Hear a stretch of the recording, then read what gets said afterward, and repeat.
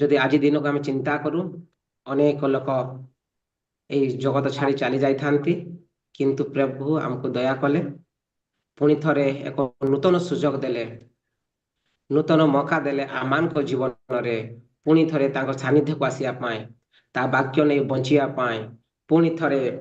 ତାଙ୍କୁ ତ୍ରାଣକର୍ତ୍ତା ରୂପେ ସ୍ୱୀକାର କରି ଆମମାନଙ୍କର ବିଶ୍ୱାସକୁ ବଢାଇବା ପାଇଁ ପରମେଶ୍ୱର ଆମମାନଙ୍କୁ এই ସୁନ୍ଦର ସୁଯୋଗ ଦେଇଛନ୍ତି। ସେଥିଲାଗି ଆମେ ସମସ୍ତେ ପରମେଶ୍ୱରଙ୍କୁ ଧନ୍ୟବାଦ। ସମସ୍ତେ କହିପାରିବା କି ହାଲେଲୁୟା। ହାଲେଲୁୟା। ଠିକ ଅଛି, ଆମେ ଅଳ୍ପ ସମୟ, ବିଶେଷ କରି 10 ମିନିଟ ଭିତରେ ଆମେ ଆଲୋଚନା କରିବା ପ୍ରଭୁଙ୍କର ବାକ୍ୟ। ଆଜି ମୁଁ ବାଛି ଅଛି, ଟପିକ ହଉଛି ଗୋଟିଏ ଖ୍ରୀଷ୍ଟିଆନ ବ୍ୟକ୍ତି କାହିଁକି ପାପ କରେ। ଏହାର ଅର୍ଥ, ଜଣେ ଯୀଶୁ ଖ୍ରୀଷ୍ଟଙ୍କୁ ତ୍ରାଣକର୍ତ୍ତା ରୂପେ ଗ୍ରହଣ କଲା ପରେ କାହିଁକି ପାପ କରିଥାଏ, ଏ ବିଷୟ ଆମେ ଟିକେ ଆଲୋଚନା କରିବା। ଆଉ ଏ ବିଷୟରେ ଅନେକ ବିଷୟ ରହିଅଛି ବାଇବଲରେ, କିନ୍ତୁ ସେ ଭିତରୁ ଆମେ ଅଳ୍ପ ସମୟ ଆଲୋଚନା କରିବା। ତ ଆପଣମାନଙ୍କୁ କହି ରଖିବା ପାଇଁ ଚାହେଁ, ତ ଗୋଟିଏ ଖ୍ରୀଷ୍ଟିଆନ ବ୍ୟକ୍ତି ଯେତେବେଳେ ସେ ଯୀଶୁ ଖ୍ରୀଷ୍ଟଙ୍କୁ ଗ୍ରହଣ କରେ, ଯୀଶୁ ଖ୍ରୀଷ୍ଟଙ୍କୁ ଗ୍ରହଣ କଲା ପରେ ସେ କାହିଁକି ପାପ କରେ। ଗୋଟେ ଖ୍ରୀଷ୍ଟିଆନ ବ୍ୟକ୍ତି, ଅନେକ ଲୋକ ହେଇଥାନ୍ତୁ ନା ଆମେ ହେଇଥାଉ, ଆମେ ଯେତେବେଳେ ପ୍ରଭୁଙ୍କୁ ବିଶ୍ୱାସ କରୁ, ପ୍ରଭୁଙ୍କୁ ତ୍ରାଣକର୍ତ୍ତା ରୂପେ ସ୍ୱୀକାର କରୁ, ସେ ସମୟରେ ଆମେ କାହିଁକି ପାପ କରିଥାଉ।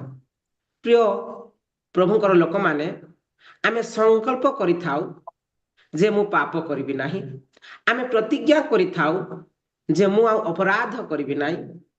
ଆମେ ନିଷ୍ପତ୍ତି ବେଳେ ବେଳେ ନେଇଥାଉ ମୁଁ ଆଉ ଭୁଲ କରିବି ନାହିଁ, ଆଉ ଆମେ ମନ ମଧ୍ୟରେ ଭାବିଥାଉ ମଧ୍ୟ ମୁଁ ଆଉ ଖରାପ ବାଟରେ ଚାଲିବି ନାହିଁ, କିନ୍ତୁ ଏସବୁ ବିଫଳ ହୋଇଥାଏ, ଏସବୁ ଆମମାନଙ୍କୁ ଅତିକ୍ରମ କରିଥାଏ, କିନ୍ତୁ କେବେ ମଧ୍ୟ ଆମେ ପାପକୁ ବା ଛାଡ଼ି ପାରିନଥାଉ। ସବୁବେଳେ ଆମ ଜୀବନରେ ପାପ ଆସିଥାଏ, ଆମେ ଚିନ୍ତା କରିଥାଉ ମୁଁ ଆଜିଠାରୁ ମୁଁ ପାପ କରିବି ନାହିଁ, ମୁଁ ଗୋଟେ ପରିବର୍ତ୍ତନରେ ଜୀବନ କାଟିବି, କିନ୍ତୁ କିଛି କ୍ଷଣିକ ମାତ୍ରେ, କିଛି ଦିନ ପରେ ପୁଣି ଆମେ ପୂର୍ବ ଅବସ୍ଥାକୁ ଫେରି ଆସିଥାଉ। ଆମେ କେବେ ଏହାର କାରଣ ଖୋଜି ଅଛୁ କି ପ୍ରିୟ ପ୍ରଭୁଙ୍କ ଲୋକମାନେ? ଆଉ କେ ମଧ୍ୟ ଆମେ ଚିନ୍ତା କରିଅଛୁ କି ଏହାର କାରଣ କଣ, କଣ ପାଇଁ ଏସବୁ ମୋ ଜୀବନରେ ହଉଛି। ମୁଁ ତ ସଂକଳ୍ପ କରିଥାଏ ମୁଁ ପାପ କରିବି ନାହିଁ, ମୁଁ ତ ପ୍ରତିଜ୍ଞା କରୁଛି ଯେ ମୁଁ ପାପ କରିବି ନାହିଁ, ହେଲେ ମଧ୍ୟ କାହିଁକି ଆମମାନଙ୍କ ଜୀବନରେ ଏ ପାପ ଆସିଥାଏ ପ୍ରିୟ ପ୍ରଭୁଙ୍କ ଲୋକମାନେ? ଯଦି ଆମେ ଚିନ୍ତା କରିବା, ଆମମାନଙ୍କର ଦେହ ଯେତେବେଳେ ଖରାପ ହୋଇଯାଏ, ଆମେ ଭଲ ହେବା ପାଇଁ ତାର କାରଣ ଖୋଜିଥାଉ। ଆମେ ଜାଣୁ, ଯଦି ଆମର ପୁଅ ବା ଝିଅ, ଆମର ରିଲେଟିଭ ବା ଆମେ, ଆମ ପରିବାର ଯଦି ଭୁଲ ପଥରେ ଚାଲନ୍ତି, ତାହେଲେ ଆମେ ଖୋଜିଥାଉ ତାର କାରଣ କଣ। ଯଦି ଆଜିକାଲିର ଜମାନାରେ ଆମେ ଦେଖିବା, କ୍ରିକେଟ ଖେଳ ଗୋଟେ ପ୍ରାଧାନ୍ୟ ଖେଳ ହେଇଯାଇଛି। ଯଦି ଗୋଟେ ଟିମ୍ ବିଫଳ ହେଇଯାଉଅଛି, ଗୋଟେ ଟିମ୍ ବାରମ୍ବାର ହାରି ଯାଉଅଛି, ସେ ଟିମ୍ର ଦଳ ଆମ ଟିମ୍ କଣ ପାଇଁ ହାରୁଛନ୍ତି, ଆମ ଟିମ୍ କଣ ପାଇଁ ଭଲ ପ୍ରଦର୍ଶନ କରିପାରୁନାହାନ୍ତି, ତାର ସେମାନେ କାରଣ ଖୋଜୁଛନ୍ତି। ଆମେ ସଫଳତା ପଥରେ ସମସ୍ତେ ଧାଉଁଅଛୁ, ଆଉ ଯେତେବେଳେ ବିଫଳ ହେଇଯାଉ ତାର କାରଣ ଆମେ ଖୋଜୁଛୁ ପ୍ରିୟ ପ୍ରଭୁଙ୍କ ଲୋକମାନେ। କିନ୍ତୁ ଆମମାନେ କେବେ ଚିନ୍ତା କରିଅଛୁ କି, ମୁଁ ତ ଏହି ବର୍ଷ କହିଥିଲି ମୁଁ ଭୁଲ ପଥରେ ଚାଲିବି ନାହିଁ, ମୁଁ ଏଇ ବର୍ଷ ପ୍ରତିଜ୍ଞା କରିଥିଲି ମୁଁ ଖରାପ ବାଟରେ ଚାଲିବି ନାହିଁ, ମୁଁ ପ୍ରଭୁଙ୍କ ପାଖରେ ଶପଥ କରିଥିଲି ଯେ ମୁଁ ଅପରାଧ କରିବି ନାହିଁ, କିନ୍ତୁ ଆମମାନଙ୍କ ବ୍ୟକ୍ତିଗତ ଜୀବନରେ ଏସବୁ କାହିଁକି ଆସେ? ଆମେ ପ୍ରଭୁଙ୍କୁ ତ୍ରାଣକର୍ତ୍ତା ରୂପେ ସ୍ୱୀକାର କଲା ପରେ କାହିଁକି ଏସବୁ ଗୁଡ଼ିକ ହୁଏ ପ୍ରିୟ ପ୍ରଭୁଙ୍କ ଲୋକମାନେ? ପ୍ରିୟ ପ୍ରଭୁଙ୍କ ଲୋକମାନେ, ଆଉ ପାପ ନ କରିବା ପାଇଁ, ଅପରାଧ ନ କରିବା ପାଇଁ, ଆଉ ପ୍ରିୟ ପ୍ରଭୁଙ୍କ ଲୋକମାନେ ସଠିକ ବାଟରେ ଚାଲିବା ପାଇଁ ଆମେ ବିଭିନ୍ନ ପ୍ରକାର ଭାବରେ ଆମ ଖ୍ରୀଷ୍ଟିଆନ ରୀତିନୀତି ଅନୁସାରେ ଉପବାସ ପ୍ରାର୍ଥନା କରିଥାଉ। ଆମ ଖ୍ରୀଷ୍ଟିଆନ ରୀତିନୀତି ଅନୁସାରେ ଆମେ ବାଇବଲ ପଢିଥାଉ। ଆମର ଖ୍ରୀଷ୍ଟିଆନ ରୀତିନୀତି ଅନୁସାରେ ଆମମାନେ ଅନେକ ଲୋକମାନଙ୍କ ନିକଟରେ ଯାଇ ପ୍ରାର୍ଥନା ମଧ୍ୟ କରିଥାଉ। ଆଉ ଆମମାନଙ୍କ ଖ୍ରୀଷ୍ଟିଆନ ରୀତିନୀତି ଅନୁସାରେ ଆମେ ଅନେକ ଲୋକମାନଙ୍କୁ ପ୍ରାର୍ଥନା କରିବା ପାଇଁ ମଧ୍ୟ ଅନୁରୋଧ କରିଥାଉ। हेले मध्य आमे केबे मध्य से पापरु पृथक जीवन काटिबाको पाई पारुना। जदि आमे पाठ करिबा प्रिय प्रभुंकर लोक माने रम्य पुस्तक 6 पर्व तार 1 पद 2 पद प्रकाश करे जेबे आम्भे माने कौन करिबा अनुग्रह जेपरि प्रचुर हुए एथिपाई कि पापरे रहिथिबा ता केबे हेने हो पाप प्रति मृत जे आमे माने सेथिरे किपरि आउ जीवन काटिबा वास्तव रे परमेश्वर आमानकु पापरु पृथक कले अनुग्रह जे एते देले एते क्षमा देले कोन अनुग्रह यथेष्ट है बोले हम कोन पाप करि परिबा प्रिय प्रभु को लोक माने ताहा केबे भी न हो प्रिय प्रभु को लोक माने आपण मानकु उत्साह देया पई चाहे प्रिय प्रभु को लोक माने पाप कोन आमे काहे कि बारंबार पाप करि अछु पाप होची बड़ टॉपिक बाइबल अनुसार तो आमे छोट विषय सेति मध्य आमे छोट विषय आमे आलोचना करिबा प्रिय प्रभु को लोक माने पाप होची एहा आ परमेश्वर वो मनुष्य मध्य छिड़ा होई थाए एक दीवार बनी करी एक प्राचीर बनी करी ठिया थाए जहा लेखा अछि जिसाय 59 रो 2 रे लेखा अछि पाप होची एक प्राचीर जहा परमेश्वर वो मनुष्य मध्य छिड़ा होई थाए प्रिय प्रभु को लोक माने पाप होची सेही प्राचीर प्रिय प्रभु को लोक माने परमेश्वर ठारो मनुष्य को अलगा करी थाए आ पाप होची सेही प्राचीर प्रिय प्रभुंकर लोक माने परमेश्वर पाख को जीवा पाई देई न थाए आ पाप होची सेही प्राचीर परमेश्वर लोक माने परमेश्वर उनको ठारू आमर संपर्क को नष्ट कर थाए परमेश्वर वो आमर संपर्क जहाँ अच्छी से संपर्क को नष्ट कर थाए पुणी थे आपण मानक दोहराया पाई चाहे आमे काहे कि पाप करू पाप आम जीवन रे कोन पे आसी थाए पाप होची एहा जे परमेश्वर आमानक मध्य रे प्राचीर ठिया थाए पाप होची एहा परमेश्वर ठारू आमको अलगा करि थाए पाप होची एहा जे परमेश्वर पाख को जीवा पाई अनुमति से देई न थाए पाप होची एहा परमेश्वर वो आमर संपर्क को से कोन कर थाए नष्ट कर थाए प्रिय प्रभु को लोक माने आ ए पाप रु बाहर पाई हमें विभिन्न प्रकार उपाय हमें अवलंबन करिथाओ विभिन्न प्रकार उपाय हमें चिंता करिथाओ किंतु सब बेले विफल विफल किंतु हमें केबे चेष्टा करियछु कि प्रिय प्रभु को लोक माने एहार कारण खोजिबा पाई हाँ आमे चेष्टा करियछु जदि मोर पुओ भल पाठ पढु तार कारण आमे खोजियछु ए वर्ष विफल हो गलु आमे बिजनेस रे तार कारण आमे खोजुअछु किंतु केबे मध्ये आमे चेष्टा करनाउ एहार कारण खोजिया पाए प्रिय प्रभु को लोक माने जदि बाइबल को आमे जदि लक्ष्य करबा अनेक लोक माने पाप रे पड़ी विनष्ट मध्ये होई आइछंती आउ अनेक लोक माने पाप रे पड़ी उद्धार मध्ये पाई अछि प्रिय प्रभु को लोक माने सेथि भितर आमे गोटे टॉपिक आमे आलोचना करबा प्रिय प्रभु को लोक माने जदि आमे आलोचना करबा दाऊदଙ୍କ विषय रे दाऊद गोटे ए प्रकार व्यक्ति थिले से मध्ये चिंता करथिले पाप न करबा पाई किंतु तांको जीवन मध्ये पाप आसुथिला आउ जेतेबेला से पाप आसुथिला से समय रे से पाप को अनुतप्त करी पाप को अनुताप करी से गोटे कथा लिखिले से विषय आज हम आलोचना करा प्रिय प्रभु को लोक माने मो सहित आपण माने खलिया को पाई पारबे गीत संहिता 119 रो 11 सेठारे ए प्रकार लेखा अछि प्रिय प्रभु को लोक माने मु जे परी तुम्भ विरुद्ध रे पाप न करे एथि पाई मु आपना हृदय मध्य रे तुमर वाक्य संचय कर रखि अछि प्रिय प्रभु को लोक माने जदि आमे पाप करू अछु ता अर्थ होची जे आमान को जीवन रे प्रभु को वाक्य नाही जदि वाक्य थांता आमाने पाप करि न थांतु प्रिय प्रभु को लोक माने आमे कोन करूचु केबे मध्य वाक्य को संचय करि न थाओ केबे मध्य वाक्य को आमान को हृदय रे जमा करि न थाओ प्रिय प्रभु को लोक माने प्रिय प्रभु को लोक माने मु उत्साह दे पा चाहे आमे बाइबल पढ़ी थाओ आम माने प्रार्थना करि थाओ आमे प्रचार करि थाओ आमे माने अनेक थर प्रभुंकर वाक्य शुणी थाओ केबे मध्य आमे हृदय रे संचय करन थाओ प्रभुंकर वाक्य को तेणु दाऊद कहंती हे परमेश्वर मु जे परि तम विरुद्ध रे पाप न करे एथि पाई मु आपना हृदय मध्य रे तुमर वाक्य संचय कर रखि अछि आमे केते परिमाण रे प्रभुंकर वाक्य आज संचय कर छु प्रिय प्रभुंकर लोक मान जदि आमे चिंता करबा ए जगत विषय रे हमको टंकार आवश्यकता अछि व्यतिव्यस्तता जीवन आमे माने काटू अछु ଆଉ ଆମେ ସଞ୍ଚୟ କରୁଛୁ ଯାହା ବ୍ୟାଙ୍କରେ, ଯାହା ଆମର ଭବିଷ୍ୟତ ପାଇଁ। ଚାଷୀ ମାନେ ସଞ୍ଚୟ କରନ୍ତି ଆହାର ସେମାନଙ୍କର ଭବିଷ୍ୟତ ପାଇଁ। ଯଦି ଏଇ ପୃଥିବୀକୁ ଲକ୍ଷ୍ୟ କରିବା, ପୃଥିବୀ ଏ ପ୍ରକାର ବ୍ୟତିବ୍ୟସ୍ତ ହୋଇଯାଇଛି ଯେ ସଞ୍ଚୟ କରିବାରେ ପ୍ରିୟ ପ୍ରଭୁଙ୍କ ଲୋକମାନେ। ଆମେ ଆଜି ପ୍ରଶ୍ନ ପଚାରବା, ମୁଁ କେତେ ପରିମାଣରେ ପ୍ରଭୁଙ୍କର ବାକ୍ୟକୁ ମୋ ହୃଦୟରେ ସଞ୍ଚୟ କରିଅଛି? ଆମେ ଅନେକ ବିଷୟକୁ ସଞ୍ଚୟ କରିଅଛୁ ପ୍ରିୟ ପ୍ରଭୁଙ୍କ ଲୋକମାନେ। ଆମେ କେବେ ପ୍ରଭୁଙ୍କର ବାକ୍ୟକୁ ଆମେ ଜୀବନରେ ବା ଆମ ହୃଦୟରେ ସଞ୍ଚୟ କରିଅଛୁ କି ପ୍ରିୟ ପ୍ରଭୁଙ୍କ ଲୋକମାନେ? ଆଉ ଆପଣଙ୍କୁ କହି ରଖିବା ପାଇଁ ଚାହେଁ, ସଞ୍ଚୟ କାହାକୁ କୁହାଯାଏ? ସଞ୍ଚୟ ଆମେ କଣ ପାଇଁ କରିବା ପ୍ରିୟ ପ୍ରଭୁଙ୍କ ଲୋକମାନେ? ସଞ୍ଚୟ ହେଉଛି ଆମର ଆୟ, ଯାହା ବର୍ତ୍ତମାନ ଆମେ ବ୍ୟୟ ନ କରି ଭବିଷ୍ୟତରେ ବ୍ୟୟ କରିବା। ସଞ୍ଚୟ ଏହା କୁହାଯାଏ ଯେ ଆମର ଆୟ,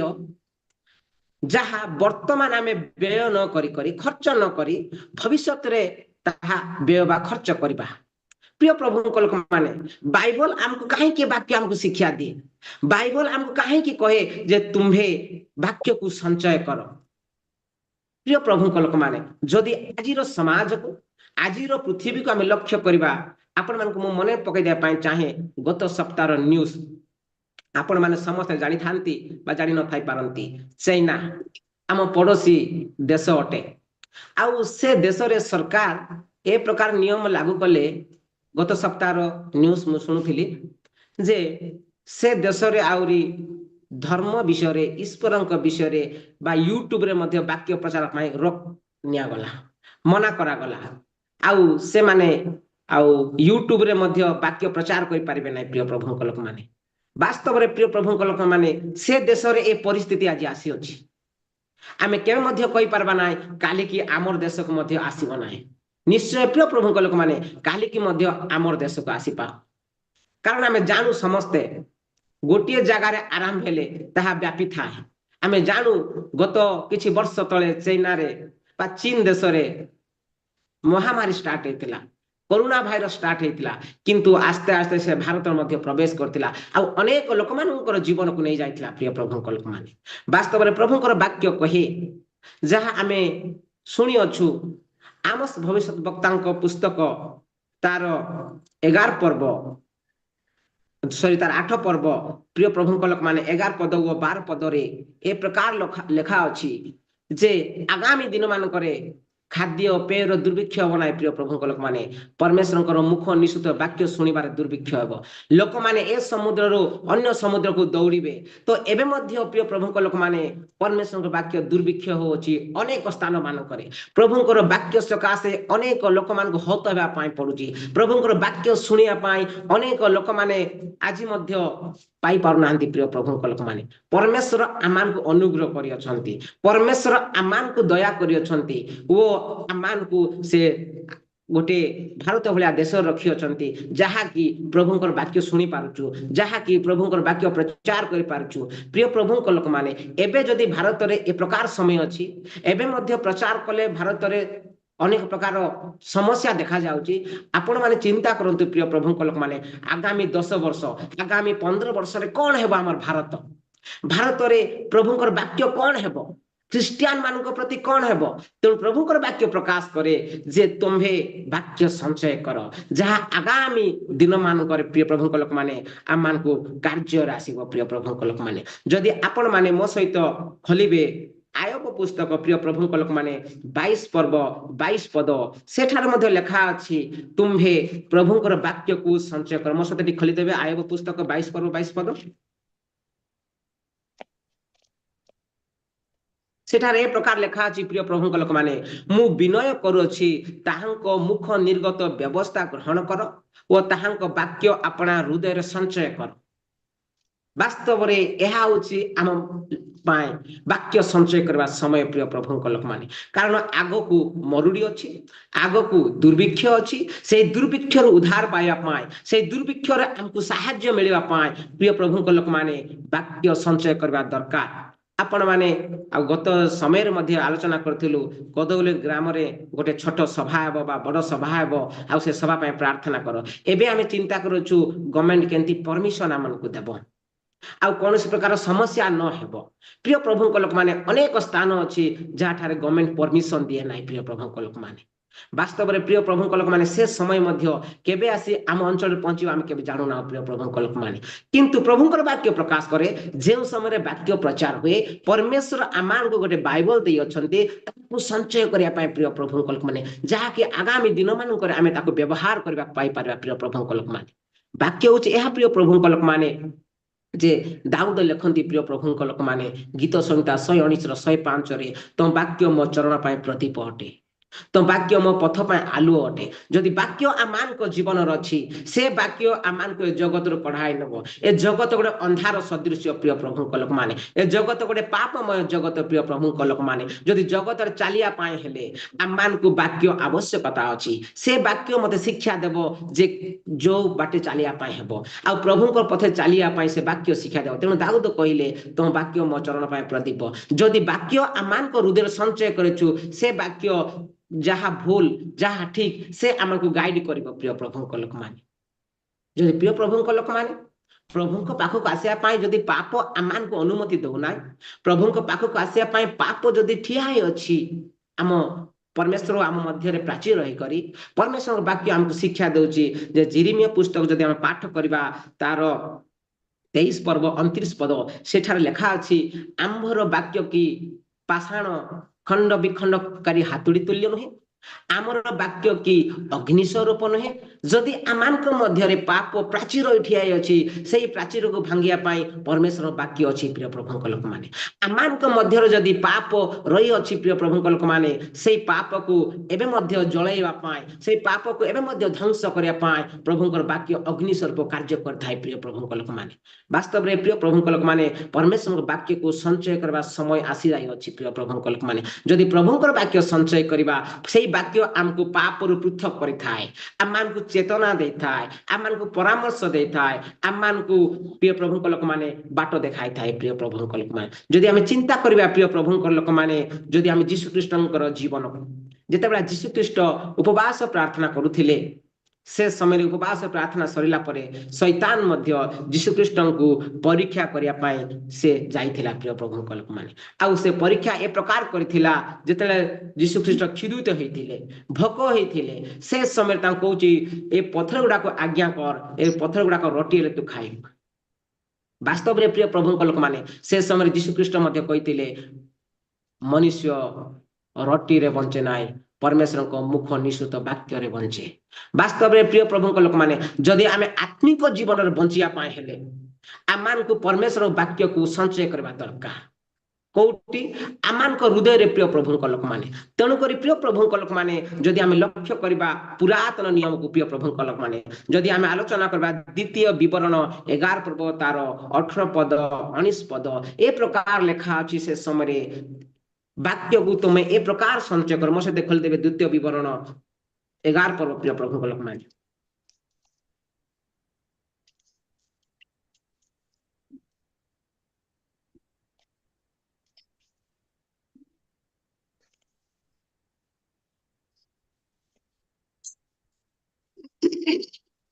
प्रिय प्रभुଙ୍କ लोक माने द्वितीय विवरण 11 पर्व 18 पद ए लेखा अछि ए तू तुम्हे मान मोहर ए सकल वाक्य आपण आपण हृदय रे ओ आपण आपण प्राण रखिबो पुणी तुम्हे माने चिन्ह स्वरूप आपण आपण हस्त रे ताहा बांधिबो ओ ताहा तुमानक चक्षुदय मध्य रे भूषण स्वरूप हेबो आ तुम्हे आपण गृह रे बसिया बेले तुम्हे पथरे चलिबा बेले तुम्हे सोइबा बेले ओ उठिया बेले ए सब विषय रे कथाबार्ता करी आपण आपण संतान को शिक्षा दे वास्तव रे प्रिय प्रभुଙ୍କ लोक माने बाइबल पुरातन नियम प्रकाश करे परमेश्वर वाक्य को हृदय रखिया पाए प्राण रे रखिया पाए वो प्रिय प्रभुଙ୍କ लोक माने हस्त रे बांधिया पाए काहे कि प्रिय प्रभुଙ୍କ लोक माने ए जगत रे हमें रहू रहू अनेक प्रकार प्रलोभन रे अनेक प्रकार समस्या रे अनेक प्रकार परिस्थिति रे पड़ी करी हमें प्रभुଙ୍କ ठार दूर को जाई थाउ प्रिय प्रभुଙ୍କ लोक माने तो प्रभुଙ୍କର वाक्य प्रकाश करे जे तुमे ईश्वरଙ୍କ वाक्य को हृदय रे संचय करो ए सेही वाक्य तुमन को सहाय्य करिवो परमेश्वरଙ୍କ ठारे रहिबा पाए वास्तव में प्रिय प्रभुଙ୍କ लोक माने आउ समय अभाव प्रभु हमको आशीर्वाद करंतु जेपरी आमे पाप न करू आ पाप करूछु ताहार तो आम हृदय रे वाक्य